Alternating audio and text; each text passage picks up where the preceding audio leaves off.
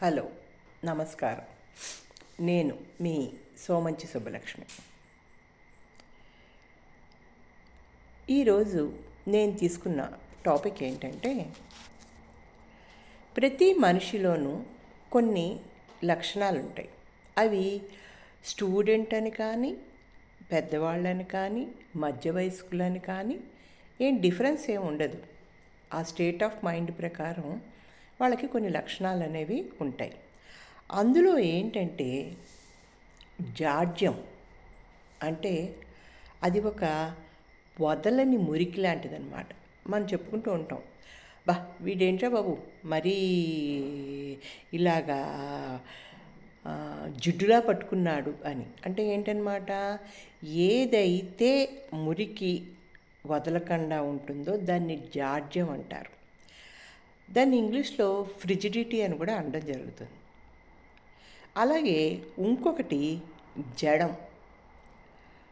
మనం పిల్లల్ని తిట్టేటప్పుడు కానీ, లేకపోతే మన తల్లిదండ్రులు మనల్ని తిట్టేటప్పుడు కానీ ఏమనేవారంటే, ఏమిటది జడంలాగా ఏం చెప్పినా మీకు అర్థమవుదా అంటూ ఉండేవాళ్ళు.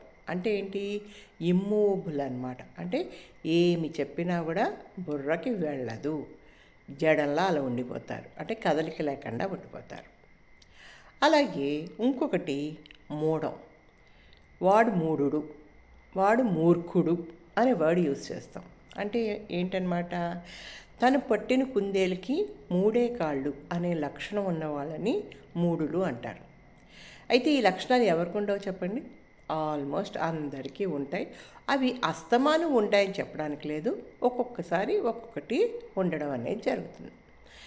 అయితే ఈ లక్షణాలు ఇలా ఉంటే మరి వీటిని ఎలా తొలగించుకుంటాం మనం?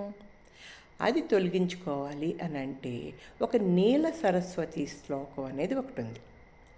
ఆ శ్లోకాన్ని రోజుకి 11 సార్లు చెయ్యగలిగితే కనుక ఇటువంటి లక్షణాలు ఏవైతే ఉన్నాయో ఆ లక్షణాలన్నీ తొలగిపోవడానికి, ప్లస్ ఆ సరస్వతీదేవి అనుగ్రహం రావడానికి, ప్లస్ కవిత్వం కావాలంటే కవిత్వం, లేకపోతే మంచి బుద్ధి జ్ఞానం రావడం, సో అన్ని రకాలు మనకి ఈ సరస్వతీదేవి అందిస్తుందన్నమాట.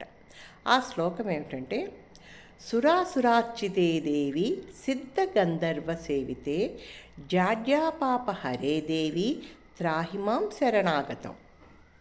జడానాం జడతాం హంతి భక్తానాం భక్తవత్సల మూఢతాం హరమేదేవి త్రాహిమాం శరణాగతం. బుద్ధిందేహి యశోదేహి కవిత్వం దేహి దేహి మూఢత్వంచ హరేదేవి త్రాహిమాం శరణాగతం. సో ఇది ఎప్పుడైతే మీరు చదువుతారో అప్పుడు ఏమవుతుంది అంటే మంచి బుద్ధి వస్తుంది, కీర్తి వస్తుంది, అలాగే కవిత్వం అంటే కవిత్వం రాసే శక్తి కూడా వస్తుంది, అంటే రచనలు చేసే శక్తి కూడా వస్తుంది. అదే రకంగా నేను ఆల్రెడీ చెప్పినట్టుగా మనకి ఏ లక్షణాలు పోతాయి? జాడ్యం పోతుంది, జడం పోతుంది, అలాగే మూర్ఖత్వం కూడా పోతుంది.